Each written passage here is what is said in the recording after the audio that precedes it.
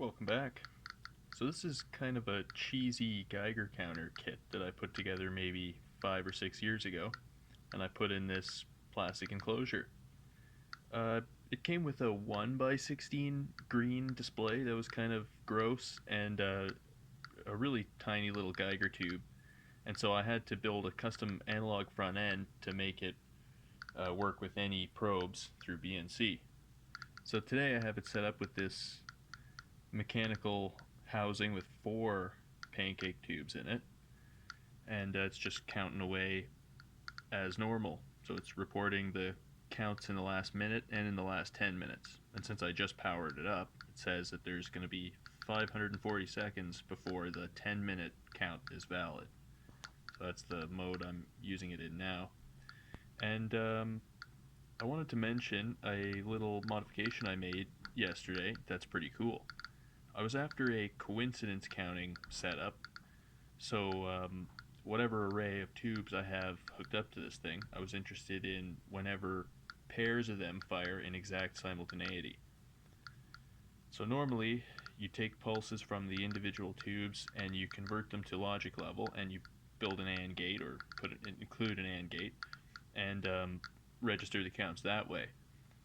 But since I was interested in a lot of different arrays, and I was just more after a quick and dirty thing. And another constraint was that I still wanted to maintain this 2-wire setup that I have to the probe just by BNC.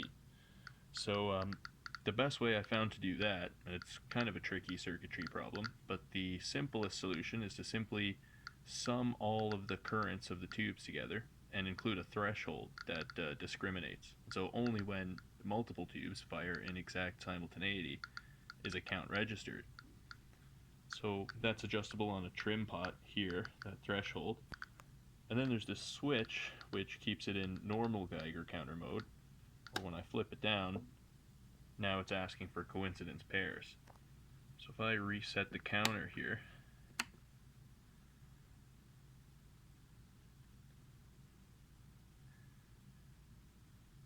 it's going to go through its little boot up sequence, and it's reading 0 counts.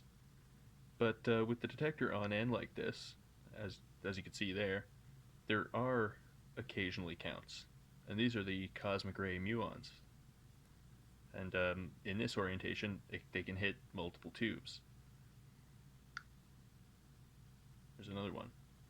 So with this same detector flat on the table, I only get a count every like 5 or 10 minutes. So it's quite a contrast between the detector on end and parallel.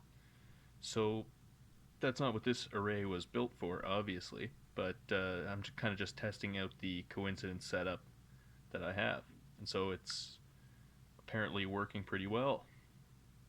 So yeah, I just wanted to document that quickly before taking apart this probe to borrow the pancake tubes for some other arrays that I have in mind that might be more interesting.